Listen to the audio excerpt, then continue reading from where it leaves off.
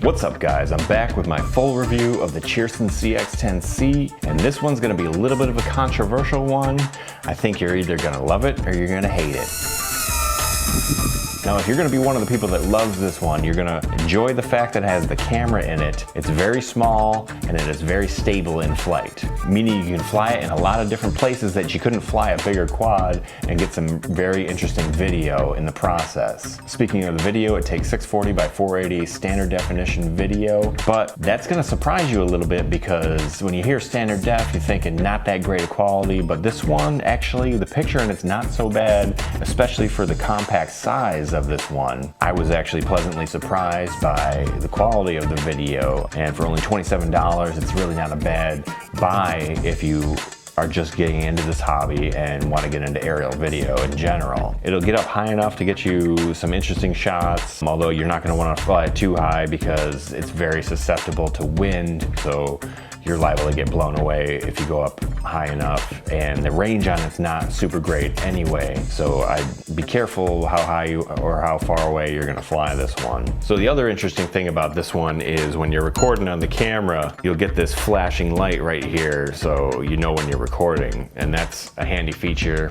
Obviously, you want to know when you're recording, you want to know that the video that you're taking is coming out. So with a flashing light, obviously it's a plus because then you know your video is recording. It's very durable. I've had a few crashes and it's not too worse for the wear. The only issue that I've had is one of my little landing feet here has broken off, but that's not too big an issue. The props seem to be fairly durable. Like I said, I crashed it a few times and I've got some marks on the ends of my props here, but I haven't broken any of them yet. I did bend one at one point, but it just bent right back into place, no big deal. Now going back to the video, one of the downsides in this one is flight time. If you're gonna continuously run the video camera, you're only gonna get just over a minute's worth of flight out of this one. And obviously that's disappointing, but you can't really expect too much out of a Nano with a camera installed in it. Nanos aren't exactly known for their stellar flight times as it is, and then when you add the weight of a camera to something like that, and the motors in this one aren't all that much bigger, if at all, than the original CX-10.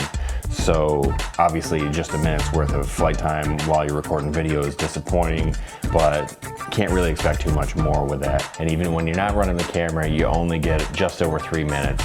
They say you can get about 4 minutes out of it, but from my experience, you only get just over 3 minutes. This is the first camera quad that I've ever owned that I have yet to have a corrupted video file with.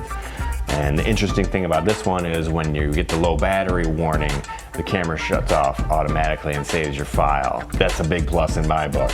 So this one will take photos as well as the video, and the quality on the photos is usable if you got good lighting conditions, but in low light conditions, the quality is not so great. People have said they've had some range issues with it. I have not really experienced that, but I haven't really tried to fly it too far away from me. The yaw rate on this one is pretty good for a camera quad. It's not super fast, it's not super slow. It's definitely somewhere in the middle, certainly fast enough to fly this one indoors as well as obviously outdoors. But this one is more meant to be an indoor flyer because you're going to want to fly it outside in very favorable wind conditions because this one can get blown away very easily.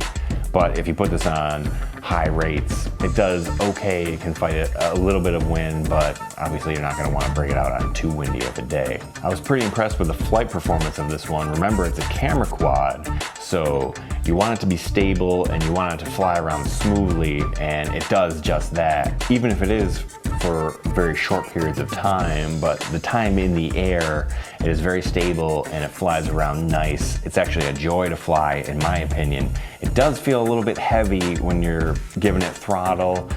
Obviously that's to be expected. It's carrying a lot of weight. It'll be interesting to see how long the motors last in this one carrying the extra weight. So all in all, with the Cheerson CX-10C, I really enjoy this one personally. I can see how a lot of people out there will be turned off by this one because of the short flight times and a little bit of a range issue, but I haven't really experienced that myself. In my opinion, I think you pick this one up because you're gonna be able to do some interesting things with it, get some great video, and it's a lot of fun to fly. So that's all I got with the Cheerson CX-10C. If you like what I'm doing here, please subscribe, give me a thumbs up and comment.